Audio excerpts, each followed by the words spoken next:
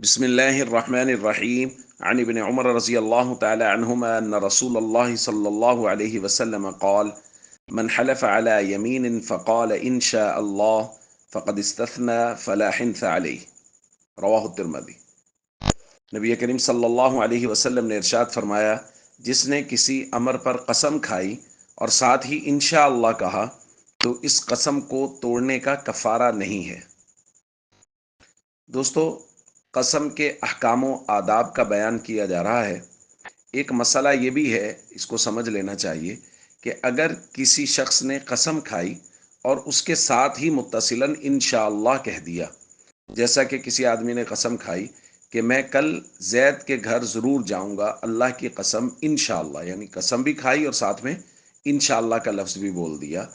تو یا کسی کام کے نہ کرنے پر قسم اٹھائی، مثال کے طور پہ کوئی آدمی قسم کھاتا ہے، اللہ کی قسم میں کل کھانا نہیں کھاؤں گا، انشاءاللہ ساتھ کہہ دیتا ہے، تو اب انشاءاللہ کہنے سے قسم والا معنی ختم ہو گیا۔ اب اگر یہ قسم کے خلاف کرے گا تو اس پر قسم کا کفارہ لازم نہیں ہوگا، چونکہ انشاءاللہ کہنے سے قسم کا لفظ بے اثر ہو جاتا ہے۔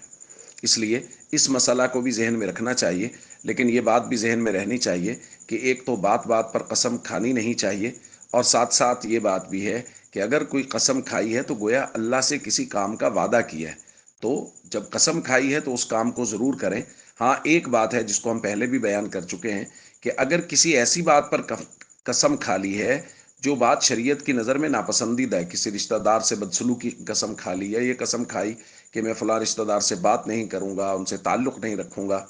اس طرح کی اگر قسم کھائی ہے تو پھر ہم پہلے بیان کر چکے ہیں کہ اس قسم کو توڑنا لازم ہے۔ اس قسم کو توڑیں، قسم کا کفارہ دیں اور وہ کام کریں جو شریعت کے مزاج کے مطابق ہو۔ السلام علیکم ورحمۃ اللہ وبرکاتہ۔